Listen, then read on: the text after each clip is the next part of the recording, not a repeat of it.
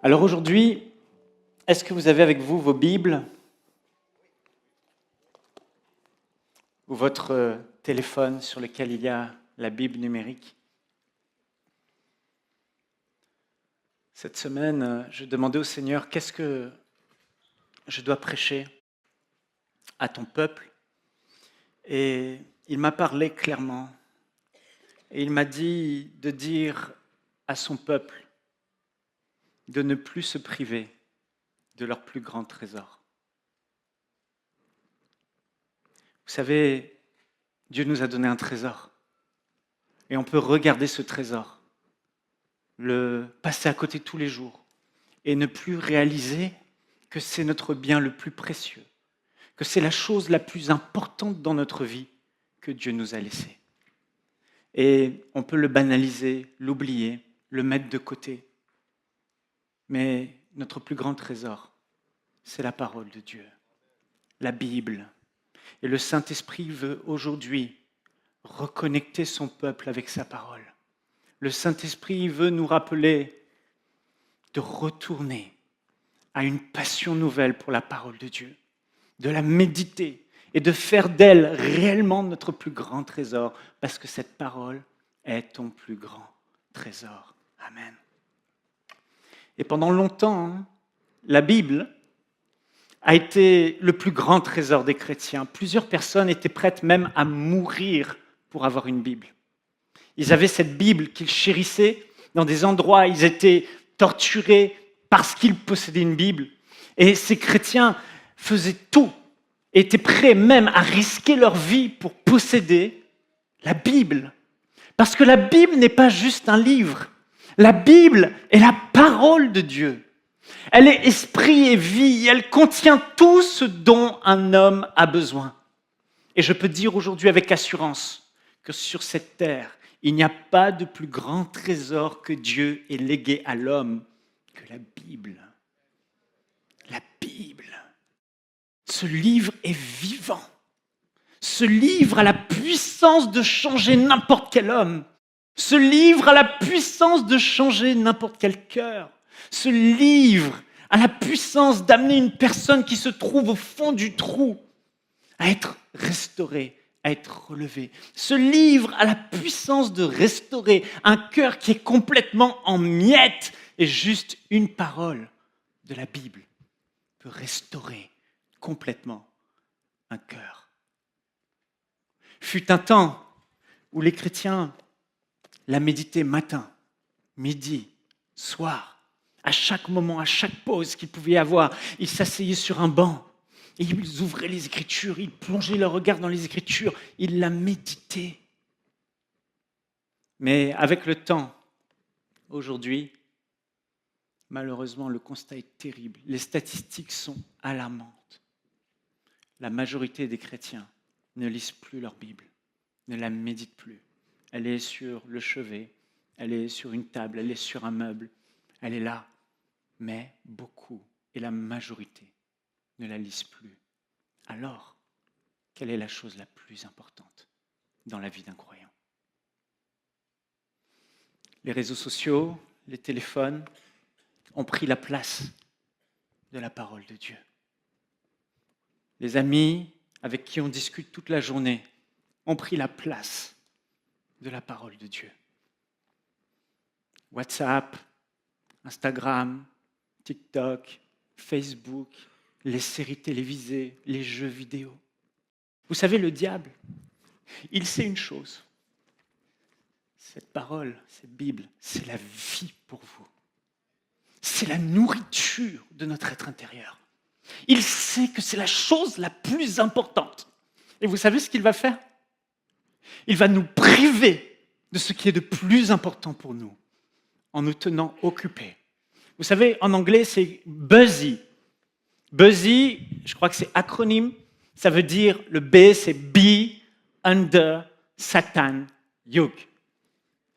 Quand on est occupé, quand on est buzzy, on est sous le joug de Satan. Pourquoi? Parce qu'on délaisse la source d'eau vive. On délaisse ce qui est capable de changer nos vies, de nous transformer, de nous donner le bonheur et la grâce dont on a besoin. de nous donner toute la force intérieure dont on a besoin. Et c'est ce que le diable va faire, nous tenir éloignés de la parole. Vous savez, c'est pourquoi l'Église va de moins en moins bien aujourd'hui. On voit des chrétiens de plus en plus fragiles, des chrétiens de plus en plus dépressifs, des chrétiens de plus en plus faibles, des chrétiens qui vont de plus en plus mal. Et on se dit, on prie, ça ne change rien. On fait des choses, on essaye, mais ça ne change pas forcément. Mais quand on regarde la vie de nombreux chrétiens qui ne vont pas bien, on réalise, ils ne se tiennent plus dans les Écritures. Dites-moi, comment un homme, s'il ne mange pas, peut être en pleine santé, en pleine forme, avoir des forces dans son corps et se sentir bien? Si un homme ne mange pas, il va être en mauvaise santé, il va mal se porter, il va être en défaillance, il va être faible, il va être fragile. La nourriture pour le corps est élémentaire, mais notre être intérieur a été conçu pour être nourri d'une nourriture spirituelle qui est la parole de Dieu. Il n'y a pas d'autre nourriture pour notre être intérieur, pour notre âme, pour notre esprit, pour être fortifié, pour être revigoré, pour être éduqué, pour être enseigné, pour être restauré, pour être fort, pour être en bonne santé dans notre être intérieur. Il n'y a pas d'autre nourriture que la parole de Dieu. Et le diable va tout faire pour nous en éloigner. Frères et sœurs, le Saint-Esprit dit aujourd'hui, c'est le temps que nous reconnections notre cœur avec le trésor qu'est la parole de Dieu. Il est temps de nous nourrir à nouveau de cette parole. Il est temps que notre âme mange à nouveau la parole vivante de Dieu et soit restaurée, revigorée, enflammée, remplie. Parce que sans cette parole, il est impossible qu'un chrétien soit en feu. Il est impossible qu'un homme aille bien. Elle est la vie. Elle est la nourriture. Elle est la manne qui descend du ciel que Dieu a donnée pour nourrir son peuple chaque jour. Frères et sœurs, que le Saint-Esprit aujourd'hui puisse parler à vos cœurs, à nos cœurs, pour qu'à nouveau, la parole de Dieu reprenne toute la place qu'elle mérite. As-tu un trésor? Oui. La parole. La parole. Jésus a dit dans Matthieu au chapitre 4, on peut lire ensemble au verset 4. L'homme ne vivra pas de pain seulement, mais de toute parole qui sort de la bouche de Dieu. Ici, Jésus parle de la véritable nourriture pour notre âme et notre esprit, notre être intérieur. Il dit, l'homme n'est pas fait pour vivre seulement de la nourriture pour le corps, le pain. Mais il est fait pour être nourri des paroles qui sortent de la bouche de Dieu. Toutes les paroles que Dieu a dites sont une nourriture pour notre être intérieur. Et toutes les paroles que Dieu a dites se trouvent dans la Bible. Les prophéties, les paroles de Jésus. Ces paroles sont la vie pour notre âme. Elles sont la vie pour ton être intérieur.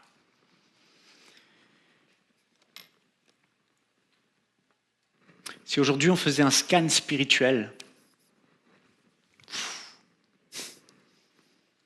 des églises, de nos vies, on serait choqué de voir ce qu'on voit. On verrait, ok, le scan naturel, ça va, on a plutôt une belle apparence au niveau du corps. Mais si on faisait un scan dans l'esprit, dans notre être intérieur, on verrait la majorité des croyants qui sont anorexiques, maigres, malades, mal nourris, sous une mauvaise alimentation, faibles, squelettiques, fragiles, sans force, complètement avachés. Mais si la raison de ta fragilité, si la raison de cette faiblesse était simplement liée à une chose, tu as arrêté de te nourrir, tu as arrêté de manger cette parole. Alléluia. Ce serait une folie de dire qu'un homme puisse dire « je ne mange qu'un repas par mois ». Ce serait une folie. Je dirais « mais tu es fou ». Et pourtant, c'est ce qu'on fait si souvent. À peine une fois par mois, certains vont vraiment prendre le temps de bien manger la parole de Dieu. Voilà pourquoi on est fragile. Voilà pourquoi c'est difficile. Que feriez-vous si un bébé ne grandissait pas et après 5 ans, il restait un bébé? Vous feriez quoi? Comment?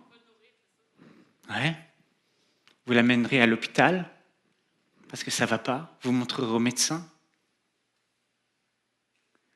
Et si nous ne grandissons pas, si nos vies ne vont pas de gloire en gloire, c'est que certainement, nous n'avons pas été nourris par le lait de la parole de Dieu. La Bible dit dans 1 Pierre au chapitre 2, verset 2, « Comme des enfants nouveau-nés, désirez le lait pur de la parole. Ainsi, grâce à lui, vous grandirez pour le salut. » La parole de Dieu, pour tous ceux qui entrent dans le royaume de Dieu, est ce lait pur. Un bébé sans lait ne peut pas grandir. Un bébé restera malade, restera petit, ne grandira pas et ne deviendra pas un adulte, à moins qu'il ne soit nourri. Il commence par du lait et ensuite par de la nourriture solide. C'est ce qu'est la parole de Dieu. Ce lait pur qui nous fait grandir. Ce lait pur qui nous amène à une maturité. Ce lait pur qui nous rend et qui nous donne la vie. Alléluia. David dit dans le psaume 119 au verset 97, « Combien j'aime ta loi. Elle est tout le jour l'objet de ma méditation. » Le roi David était un homme qui avait compris la valeur des Écritures. Et il passait son temps et ses journées, tous les jours, à méditer cette parole. Il dit, je serre cette parole contre mon cœur afin de ne pas pécher contre toi. Je la médite tout le long du jour. Et c'est cette passion que nous devons retrouver pour la parole de Dieu. Elle est notre trésor. La Bible n'est pas un livre parmi les autres livres. La Bible est le livre. Le seul livre qui peut changer et transformer la vie des hommes. L'apôtre Pierre dit dans 2 Pierre au chapitre 1, verset 21, « Car ce n'est pas par une volonté d'homme qu'une prophétie a été apportée, mais c'est poussé par le Saint-Esprit que des hommes ont parlé de la part de Dieu. » Ce livre a été écrit non pas par des hommes, mais c'est poussé par l'Esprit que des hommes ont parlé et ont prophétisé de la part de Dieu. L'auteur de la Bible, c'est Dieu lui-même. C'est lui qui a inspiré des hommes et qui ont prophétisé, qui ont parlé, qui ont écrit. La Bible dit encore dans 2 Timothée 3,16, « Toute l'écriture est inspirée de Dieu et utile pour enseigner, pour convaincre, pour corriger, pour instruire dans la justice. » C'est Dieu lui-même qui a écrit sa parole. C'est Dieu lui-même qui a inspiré hommes et femmes, saisis par l'Esprit, à parler. C'est Dieu lui-même qui a parlé en Jésus-Christ et qui a pris le temps, poussé par l'Esprit, il a poussé des hommes à réécrire avec exactitude ce que Jésus a parlé. Ce livre n'est pas un livre, c'est le livre. Un jour, un homme a dit à un prédicateur dans une ville, « Prouve-moi que ce livre est vraiment la parole de Dieu. » Il lui a dit, « Demain, je viens chez toi avec 50 personnes dont la vie a été transformée par cette parole.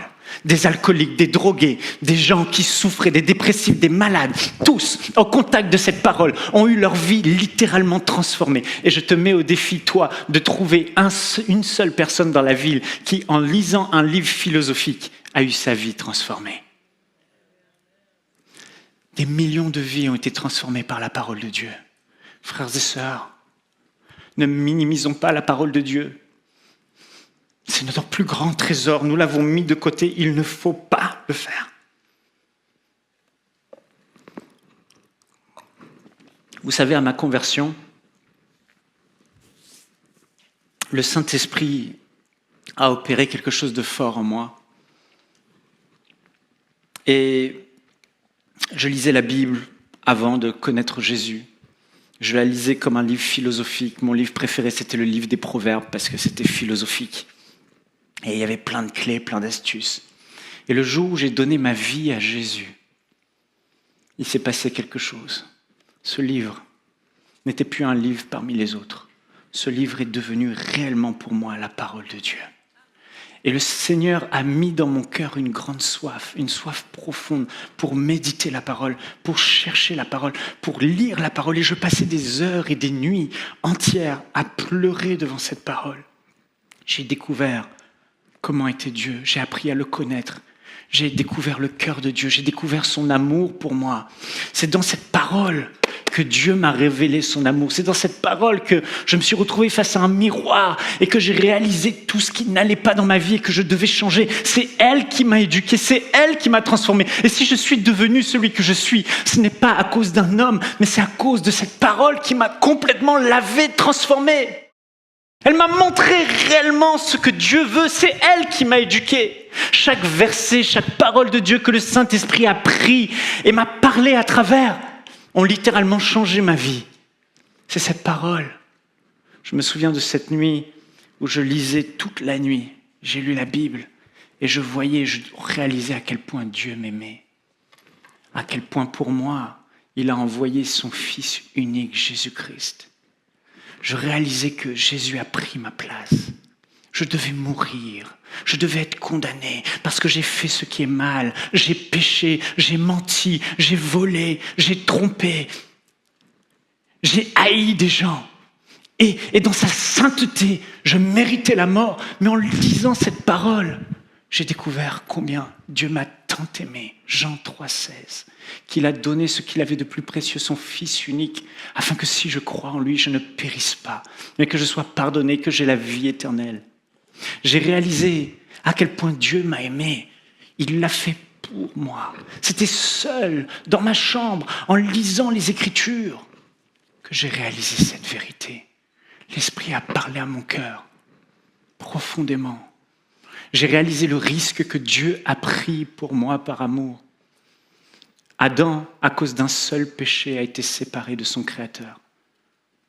À cause d'un seul péché, Adam et Ève ont été condamnés, ont été séparés de Dieu. Jésus-Christ vient sur cette terre, envoyé par son Père.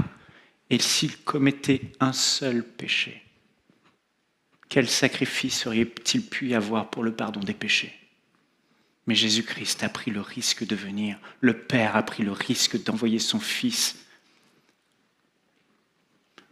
Et si Jésus avait succombé à la tentation du diable, si Jésus avait commis un seul péché, qui aurait pu être sacrifié pour pardonner les péchés ?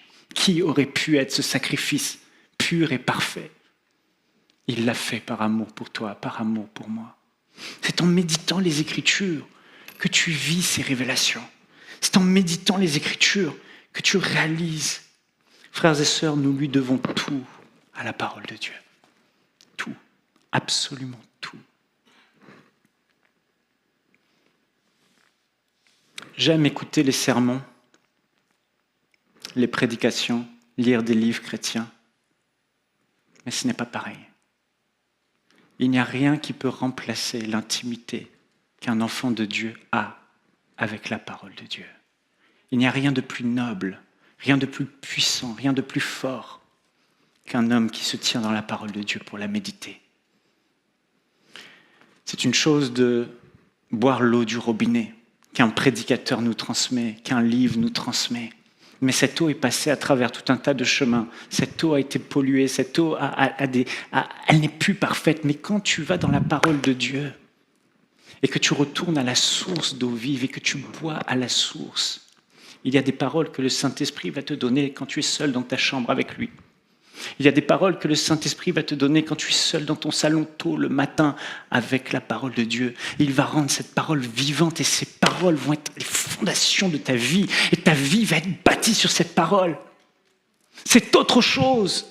Les prédicateurs ne peuvent pas remplacer cette parole. C'est complémentaire. Et Dieu veut aujourd'hui que tu retournes à cette intimité avec la parole. Dieu veut te dire aujourd'hui que cette parole est plus précieuse que ces jeux vidéo avec lesquels tu passes tellement de temps. Et il désire tellement que tu arrêtes de chérir ces jeux vidéo et que tu consacres ce temps que tu as à le connaître, à le chercher, à grandir, à te nourrir de la parole. Elle est plus précieuse que les séries télévisées. Elle est plus précieuse que toutes ces activités, ces loisirs qu'on peut avoir. Et Dieu ne comprend pas, le ciel ne comprend pas comment l'homme peut passer du temps à trouver du temps pour tellement de choses, mais ne trouve plus de temps pour passer du temps dans sa parole. Voilà pourquoi ça ne va pas. Voilà pourquoi Dieu parle si peu. Voilà pourquoi on entend si peu la parole de Dieu. Spurgeon va dire ceci: l'année dernière, alors que j'étais assis sous un hêtre de taille imposante, j'admirais cet arbre splendide entre tous. Et je me disais, je suis loin d'apprécier ce hêtre autant que cet écureuil. Et il voyait un écureuil. Je le vois sauter de branche en branche. Et je suis certain qu'il a beaucoup d'affection pour ce vieux être parce que quelque part, dans un des creux de l'arbre, il a sa maison. Les branches lui servent d'abri et les faînes sont sa nourriture. Il vit de l'arbre.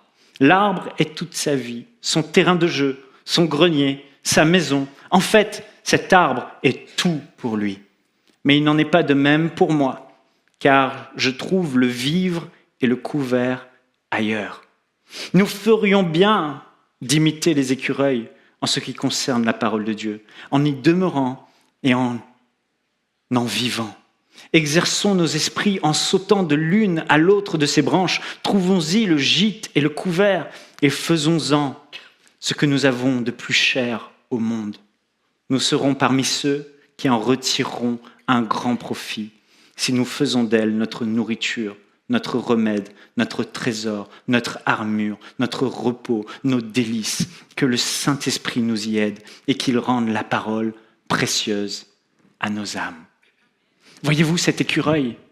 Chérissez cet arbre parce qu'il y vivait. C'était tout pour lui. Frères et sœurs, souviens-toi de toutes les fois où cette parole a été tout pour toi. Tout ce que tu y as reçu, tout ce que tu y as vécu. Et peut-être que c'était il y a quelque temps et ce n'est plus le cas aujourd'hui. Mais l'Esprit de Dieu veut simplement te dire ce matin, reviens à tes premières dispositions, à ton premier amour, et que cette parole devienne à nouveau tout pour toi, dans ton intimité avec lui. Si ça n'a jamais été le cas, découvre-le.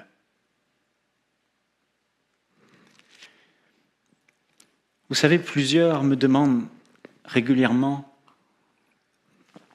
Michael, mais qu'est-ce qu'il faut pour que Dieu me parle? Il ne me parle pas. Et j'ai réalisé une chose, c'est que tellement de personnes n'entendent pas la voix de Dieu parce qu'ils ne méditent plus la parole de Dieu. Un jour, un pasteur m'a dit, Michael, Dieu parle à 90% par sa parole. Au début, je n'étais pas d'accord. Mais aujourd'hui, avec le temps, plus j'ai grandi avec Dieu, plus j'ai compris une chose. J'ai appris à connaître le Saint-Esprit.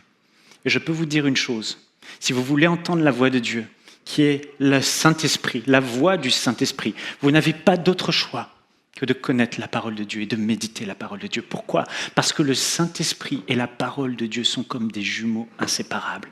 Ils collaborent ensemble. Et lorsque le Saint-Esprit va te parler, la plupart du temps, il va te parler à partir de la parole de Dieu. Et il faut que cette parole demeure dans ton cœur, parce que lorsque cette parole demeure en toi, c'est là que le Saint-Esprit te rappelle cette parole et qu'il la donne vie, et que tu entends sa parole. Au commencement, la Bible dit « L'Esprit de Dieu se mouvait au-dessus des eaux, puis Dieu dit que la lumière soit. » L'Esprit de Dieu n'est jamais trop loin de la parole de Dieu. Il se tient toujours derrière la parole de Dieu. Jésus va dire dans Jean, au chapitre 14 et au verset 26, « Le Consolateur, l'Esprit Saint que le Père enverra en mon nom, vous enseignera toutes choses et vous rappellera ce que je vous ai dit. Le Saint-Esprit est là pour rappeler la parole de Christ. Son ministère, c'est de nous rappeler ce que Christ a dit. Mais comment peut-il te rappeler ce que Christ a dit si tu n'as jamais médité, entendu, mis en toi cette parole que Christ a dit, si elle ne demeure pas en toi? Autrement dit, plus la parole de Dieu va demeurer en toi parce que tu l'auras médité, et plus la voix de Dieu va devenir claire dans ta vie. Tellement de fois, le Saint-Esprit m'a parlé, et au moment où il me parle en me rappelant la parole des Écritures. Quand mon père allait mourir, cette parole que j'avais lue il y a quelque temps, et quand je l'ai lue, je l'ai juste méditée. J'ai pas eu de grandes révélations en la méditant. Voilà pourquoi il ne faut jamais minimiser ce temps quotidien que tu passes avec la parole, parce que tu ne sais pas ce que cette parole va produire demain dans ta vie, lorsque le Saint-Esprit, cette parole que tu as méditée, que tu as fait descendre en toi, va la rappeler et il va la faire jaillir dans ton cœur. Et à ce moment-là, elle sera la source de ta foi dans les épreuves. C'est elle qui produira le miracle. Mais les gens dans les épreuves, ils cherchent la voix de Dieu, ils ne la trouvent pas. Pourquoi? La parole n'est plus en eux. La parole ne demeure pas en eux, il n'y a pas de parole. Alors, quand bien même ils sont là, ils sont privés de ce qu'il y a de plus précieux. Parce que l'Esprit leur rappellera ce qu'ils ont médité dans la parole de Dieu. Mon père, je me souviens, il était mourant, je vous ai déjà raconté l'histoire. Il m'a appelé. Et il était condamné. Mais au moment où j'ai commencé à prier, élever ma voix, l'Esprit de Dieu m'a rappelé quoi? Un verset des Écritures. Il m'a dit, il ne mourra pas, il vivra. Je n'avais pas besoin de connaître la référence.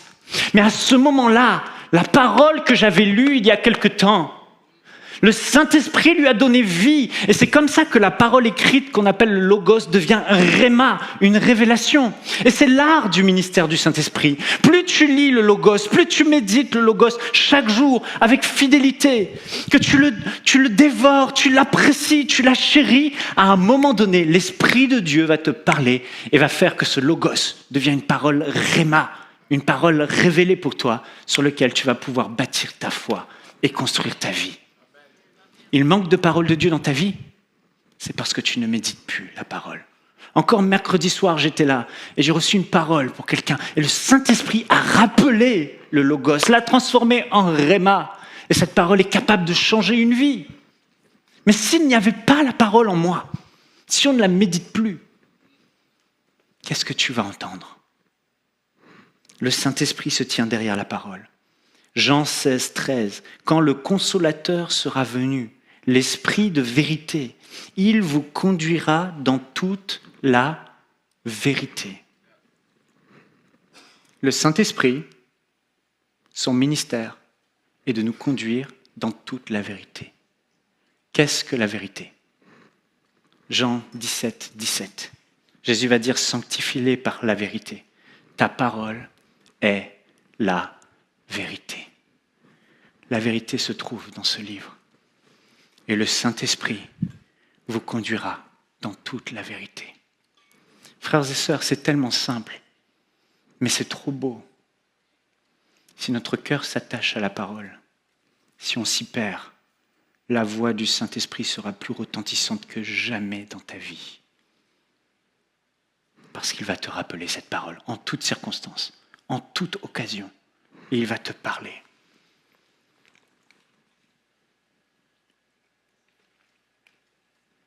L'une de mes premières expériences avec la parole de Dieu dans la vie de quelqu'un, j'étais en voiture, Jérémy conduisait, il avait une petite voiture, une Peugeot 205 pour ceux qui connaissent, toute petite voiture. Elle a été précieuse cette voiture, grâce à cette voiture on pouvait aller aux réunions, on pouvait faire des choses. Et on allait partout avec cette voiture. On a commencé enseigne-moi.com avec cette voiture. On a parcouru la France avec cette voiture. Et j'étais derrière, alors que Jérémy conduisait, j'étais en train de méditer la parole de Dieu. Et je tombe sur ce passage où Jésus chasse un mauvais esprit d'un homme. Et au moment où je suis en train de lire cette parole, le Saint-Esprit me parle et il me dit, toi, fais de même ce soir à la réunion. Vous voyez, c'est souvent comme ça, au contact de la parole de Dieu, que l'Esprit va vous parler. Il va vous donner des directives pour les uns, pour les autres. Et C'était la première fois que j'expérimentais ce genre de choses. J'allais à une réunion et il y avait un jeune homme qui était là. Et c'était le seul inconnu. Et je me suis dit, je vais faire comme Jésus, je vais obéir à sa parole. Et puis le pasteur a prié pour l'homme, il ne s'est rien passé. Et puis là, moi j'ai dit, je vais le faire tout tremblant. J'ai posé ma main et en posant ma main sur son épaule, ce jeune homme s'est écroulé, des esprits impurs se sont manifestés, il a été délivré. Et c'était comme ça, c'est réel. Il prend la parole que tu lis, que tu médites. Il la rend vivante dans toutes les occasions et situations de ta vie. Tellement de fois il l'a fait. Tellement de fois il m'a consolé. Vous savez, dans les moments où c'est difficile, vous avez envie d'abandonner, vous avez envie de pleurer, vous avez envie de démissionner, même parfois de quitter ce monde tellement c'est difficile parce qu'il y a de la pression. Je n'ai jamais rien su. Aucune autre solution pour me relever dans ces moments-là que la parole de Dieu. Voilà pourquoi elle est si précieuse. C'est elle, à chaque fois, qui m'a relevé. C'est elle qui m'a donné la force de continuer. C'est elle qui a séché mes larmes. C'est elle qui m'a guéri. Je me souviens de ce soir où c'était vraiment difficile. Je passais par des épreuves terribles, il y a plusieurs années. J'étais dans la cuisine, je tombais à genoux, je pleurais. Ma femme essayait de me consoler, impossible. Je tapais du poing sur le sol, c'était horrible. Je disais, j'arrête tout, j'abandonne tout, je quitte, je pars, je n'en peux plus. Et ça a duré plusieurs jours comme ça. Et ce fameux jour dans la cuisine où je me suis écroulé, je me suis dit, je vais quand même faire la seule chose que je sais faire. Je vais aller dans la prière. Je suis descendu au sous-sol. Et alors que j'étais en train de prier, là, à ce moment-là, en priant, répandant mon cœur devant Dieu, Seigneur, c'est fini, je n'en peux plus. Je souffre. Là, à ce moment-là, l'Esprit de Dieu m'a parlé. Et il m'a dit, Michaël, m'aimes-tu ?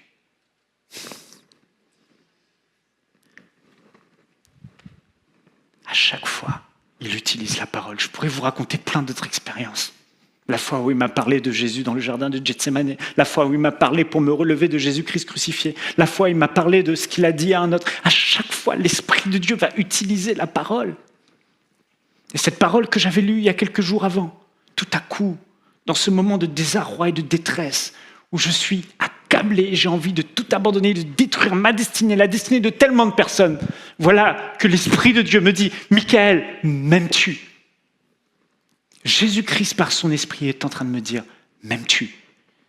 Et puis je dis, oui, je t'aime. Et je sais à quoi il fait référence. Il fait référence au passage de Pierre dans la Bible, où Pierre, Jésus va venir après que Pierre se sentait disqualifié. Pierre avait renié Jésus 3 fois. Jésus va lui dire, Pierre, m'aimes-tu ? Pierre, m'aimes-tu ? Oui, Seigneur, je t'aime. Pierre, m'aimes-tu ? Oui, je t'aime. Et puis la phrase fatidique, la phrase finale. Alors si tu m'aimes, paie mes brebis. Si tu m'aimes, fais ma volonté. Et l'Esprit de Dieu, dans ce moment de désarroi et de prière, me dit, Michaël, m'aimes-tu ? Je repense à ce passage, je dis, oui, je t'aime. Michaël, m'aimes-tu ? Oui, Seigneur, je t'aime. Michaël, est-ce que vraiment tu m'aimes ? Oui, tu sais que je t'aime. Alors, serre-moi, paie mes brebis, fais ma volonté. Et à ce moment-là, cette parole m'a relevé. Je suis remonté, j'étais en haut et j'ai dit à ma femme, c'est bon ! Dieu m'a dit que si je l'aime, je dois trouver en son amour la force de continuer. Et oui, je l'aime, alors je n'ai pas d'autre choix. Je ne peux pas abandonner. Mais c'est comme ça qu'il opère, tellement de fois. Alors, frères et sœurs, cette parole, elle est essentielle. Un jour, un homme, Kerry Blake, un ministère que j'aime énormément, est venu, il avait 2 questions qui le tourmentaient. Il voulait savoir comment savoir quelle est la volonté de Dieu pour ma vie. Et la deuxième question qu'il voulait savoir, c'est comment savoir si ce que je fais est vraiment la volonté de Dieu. Alors il y avait Lester Sumrall, un grand homme de Dieu, un apôtre du Seigneur, qui faisait une conférence avec des pasteurs. Il s'est déguisé en pasteur, il a fait semblant d'être pasteur, il a mis un faux badge, je crois, pour rentrer dans cette conférence, il est rentré. Et au moment où Lester Sumrall a dit « Y a-t-il des questions ?» il s'est levé devant tout le monde et a dit, moi j'ai une question. Curry Blake s'est levé devant Lester Sumrall, il a dit, j'ai 2 questions. Et Lester lui a coupé la parole. Il a dit, ne me posez pas vos questions, venez me voir dans mon bureau, dans tel État aux États-Unis. Alors il était déçu, mais il a pris le bus, il a fait tout le trajet, il n'avait pas beaucoup d'argent. Et arrivé dans le bureau de Lester Sumrall, sa secrétaire le fait entrer. Et puis il le regarde, saisi par l'esprit Lester Sumrall. Et Lester Sumrall lui dit, vous êtes venu pour 2 questions, n'est-ce pas? Il dit oui. Il dit, la première, c'est, vous voulez savoir quelle est la volonté de Dieu pour votre vie? Oui. Il dit, l'esprit te dit, lis la parole de Dieu. Tu es venu pour une 2e question, n'est-ce pas? Oui. Tu veux savoir si ce que tu fais est réellement la volonté de Dieu? L'Esprit te dit, mets en pratique la parole de Dieu, ce que tu as lu dans la parole de Dieu. Frères et sœurs, c'est la réalité. Ne minimisons pas ce livre. Si nous cherchons à faire la volonté de Dieu, méditons la parole de Dieu.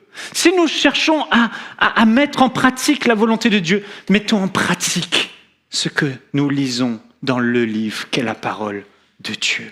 Amen. Parfois tu es là et tu vas prier pour un malade et la situation est catastrophique et l'Esprit de Dieu te dit, Marc, chapitre 16. Et les gens ils ne comprennent pas, ils te regardent et ils te disent, mais est-ce qu'il va être guéri? Oui, l'Esprit de Dieu a dit, Marc, chapitre 16. Non mais qu'est-ce que l'Esprit de Dieu t'a dit? Il a dit, Marc, chapitre 16, vous imposerez les mains aux malades et les malades seront guéris. On lui a imposé les mains, il va guérir. Quand l'Esprit de Dieu rend cette parole vivante, elle devient un délice pour notre âme. Cette parole, frères et sœurs, c'est la seule lumière que nous avons sur notre sentier. C'est la lumière qui va nous éclairer. Vous savez, cette vie est difficile. On ne sait pas où aller. Il y a de la pression de toutes parts. On est perdu. Alors on se fie à ce que disent les autres, ce que pensent les autres, et on se dit, on va faire comme les autres, on va essayer de trouver par quel moyen s'en sortir et où aller. La Bible dit dans Psaume, ouvrons ensemble Psaume 119, 105. Ta parole est une lampe à mes pieds et une lumière sur mon sentier.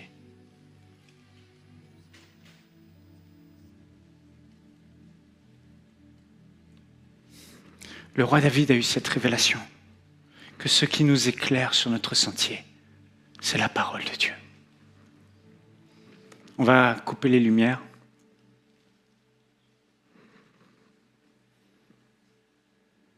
Et quand tu es là, dans le noir, dans ta vie, tu te poses des questions et tu te dis, mais où est-ce que je peux aller? Dans quelle direction je peux aller? Tu ne vois rien, tu ne sais pas, tu es perdu. Et là, l'ennemi met des obstacles, des embûches, des pièges sur ta route. Et tu te prends un mur, tu te prends des coups, tu te prends des obstacles. Tu es là et tu essayes de voir et tu ne comprends pas ce qui arrive, tu ne sais pas dans quelle direction où aller. Tu es perdu. Et tellement de gens se retrouvent perdus dans le noir, ne sachant pas où aller, cherchant la direction. Pasteur, est-ce que tu peux prier pour moi? Pasteur, est-ce que tu as une parole pour moi? Ils ne savent pas. Et c'est exactement ce qui se passe dans l'obscurité. On avance. Et sans la parole de Dieu, nous ne pouvons rien voir. Et tu es là, tu marches et tout à coup, tu ne sais pas ce qui... Et voilà. Tu tombes. Tu te prends des obstacles. Tu te prends des coups. Le diable met des embûches, mais tu ne les vois pas. Tu ne les vois simplement pas parce que tu n'as pas la parole de Dieu qui est là pour t'éclairer. Un chrétien qui ne médite pas la parole de Dieu est un chrétien qui est perdu dans l'obscurité. Il a beau être né de nouveau, mais il n'a pas la lumière qui éclaire son sentier. Il se fait prendre par toutes les ruses de l'ennemi. Il trébuche sur des obstacles. Il tombe dans les pièges.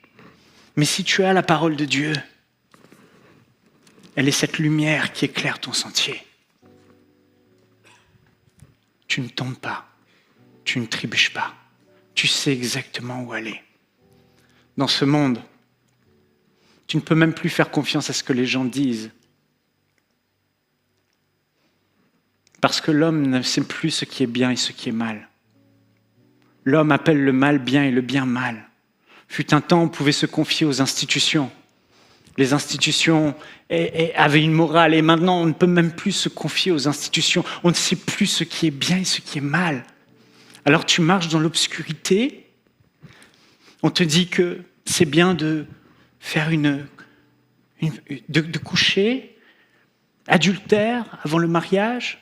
Depuis notre plus jeune âge, on nous dit que tu peux avoir des relations avec les personnes de ton entourage, tu peux laisser libre cours à ta sexualité, tu peux avoir du plaisir, il n'y a rien de mal à tout ça et tu vois les autres le faire et ils sont là et tu entends des sons dans cette direction, alors tu fais comme tout le monde, tu vas dans cette direction et personne ne te dit que cette voie, c'est la voie de la perdition. Tu n'as pas de lumière, tu n'as pas de moyen de t'éclairer. Et là, tu arrives et tu te retrouves à tomber face au précipice. Spacieux est le chemin qui mène à la perdition, et beaucoup sont ceux qui l'empruntent. Resserré est le chemin qui mène au salut, à la vie éternelle, le chemin de la sainteté, le chemin de la sanctification, et peu sont ceux qui l'empruntent. Parce que les hommes vont se laisser diriger dans l'obscurité par ce que les autres font et ce que les autres disent. Combien de personnes sont tombées dans l'idolâtrie? Et à cause de l'idolâtrie, à cause de ce qu'on leur a dit, à cause de ce qu'on a dit, il faut adorer ce Dieu, il faut adorer ce Dieu, il faut adorer ce sont des idoles, ce sont des faux dieux. Combien de gens sont tombés dans la sorcellerie? C'est terrible, j'en vois tout le temps à l'église, on prie toujours pour des délivrances parce qu'il y a une maman, un oncle, une tante qui ont dit aux enfants qu'il faut aller voir le marabout, qu'il faut aller voir la diseuse de Bonaventure, qu'il faut aller voir la sorcière, il faut faire des rites. Et tous ces gens sont aveuglés dans ces ténèbres et tombent parce qu'ils n'ont aucun discernement. Ils ne savent pas ce qui est bien et mal. On écoute les uns les autres et les uns et les autres dirigent nos actions. Mais la Bible dit, comment le jeune homme rendra-t-il pur son sentier? Psaume 119, 9. En se conformant à ta parole. Frères et sœurs, le seul moyen de savoir ce qui est bien et mal, c'est l'épée de la parole de Dieu, c'est la lumière de la parole de Dieu. Il est impossible pour un homme aujourd'hui de faire la différence entre le bien et le mal, à moins de plonger ses regards dans la parole de Dieu. L'adultère te mènera à la perte. Avoir des relations sexuelles en dehors du mariage t'amènera à la destruction. T'amènera au jugement, t'amènera à la mort éternelle, t'amènera dans un lieu de perdition. Le mensonge, comme Gloria qui témoignait, t'amènera à la perdition. Faire ce qui est mal t'amènera à la condamnation éternelle. Mais quand tu plonges tes regards dans la parole de Dieu et que tu vois ce que disent les Écritures, fuyez l'idolâtrie, fuyez l'immoralité. Marchez dans la sainteté. Voilà, ce sont des choses qui sont agréables à Dieu. Faites la volonté de Dieu. Marchez dans la lumière. On t'a appris depuis tout petit à haïr les gens qui te font du mal et tu as vu tout le monde rendre le mal par le mal. Mais voilà, dans la parole de Dieu, tu plonges tes regards et tu vois Jésus qui dit, vous avez appris œil pour œil, dent pour dent. Mais moi, je vous dis, aimez vos ennemis. Faites du bien à ceux qui vous maudissent. Faites du bien à ceux qui vous maltraitent. Bénissez ces gens. C'est la vérité, c'est la parole de Dieu qui t'amène à avoir le discernement de ce qui est bien, ce qui est mal. Et quand tu lis cela, Jésus dit, si vous ne pardonnez pas aux autres le mal qu'on vous a fait, votre Père céleste ne vous pardonnera pas non plus. Le diable va te séduire par toutes sortes de mensonges et toutes sortes de voies. Et qu'est-ce qui va te montrer le chemin à suivre et ne pas tomber dans ces pièges? C'est la parole de Dieu. Jésus-Christ dans le désert, lorsqu'il a été tenté par le diable, qu'est-ce qu'il a fait? Qu'est-ce qui a sauvé Jésus-Christ de la tentation de l'ennemi? C'est la parole écrite de Dieu. Il a dit à 3 fois face aux tentations de l'ennemi, il est écrit dans la parole de Dieu. Il est écrit ceci, il est écrit cela. C'est elle qui te montre les standards de Dieu, c'est elle qui te permet de discerner ce qui est bien de mal. Et si dans ta vie, il y a des choses qui ne sont pas correctes, c'est parce que quelque part, tu n'as pas plongé tes regards dans la parole de Dieu et tu ne t'y es pas conformé. Aujourd'hui, il est temps de revenir à la parole de Dieu, de la chérir et de mettre notre vie en règle par rapport à cette parole, parce qu'elle est la vie. Alléluia. C'est la lumière qui va te guider vers le succès. Josué au chapitre 1, verset 8 dit que ce livre de la loi ne s'éloigne pas de toi. Médite-le jour et nuit pour agir avec fidélité conformément à tout ce qui est écrit. Car c'est alors que tu auras du succès dans tes entreprises. C'est alors que tu réussiras.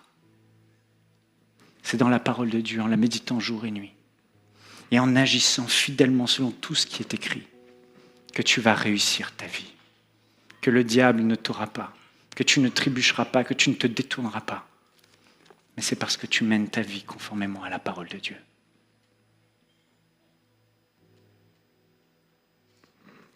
Jésus a dit que celui qui bâtit sa vie sur le roc et qui résiste à toute tempête, la maison qu'il construit résistera à toute tempête.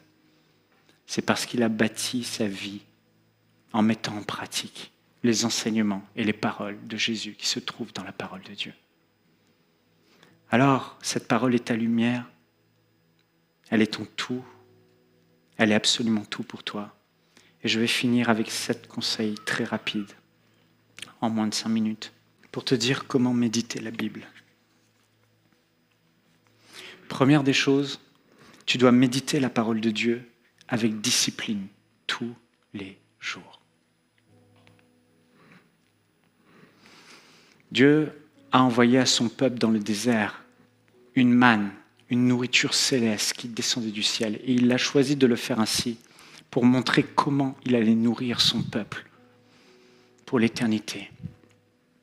L'Église de Jésus-Christ, chaque croyant, chaque enfant de Dieu, on est fait pour manger la manne qui tombe du ciel. La manne tombait chaque jour. Il y a une parole, une nourriture pour notre vie chaque jour. Nous devons la lire chaque jour parce qu'il y a quelque chose de particulier que Dieu va nous dire et qui va nourrir notre être intérieur.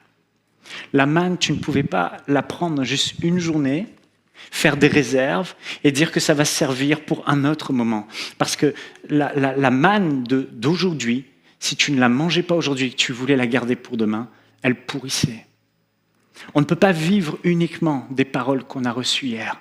Ça ne fonctionne pas. On ne peut pas faire le stock emmagasiné. Je vais méditer un jour, et puis seulement un mois plus tard, après, je vais vivre avec ce que j'ai lu d'ici là. C'est chaque jour qu'on doit méditer la parole de Dieu. Elle est la manne. Deuxièmement, tu dois la méditer, la lire en entier, d'un bout à l'autre.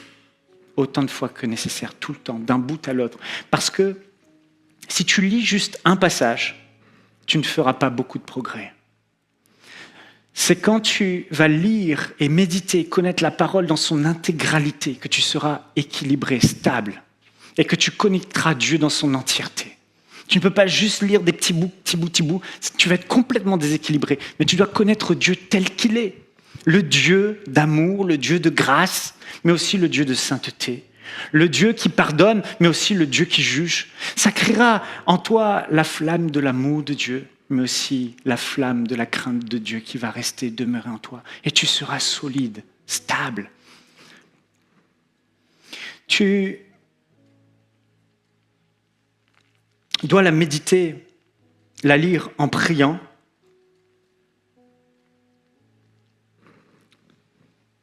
Et chaque fois que j'ai ouvert la Bible, comme quand on mange un repas sans prendre le temps de prier pour ce repas, pour que la bénédiction repose sur ce repas.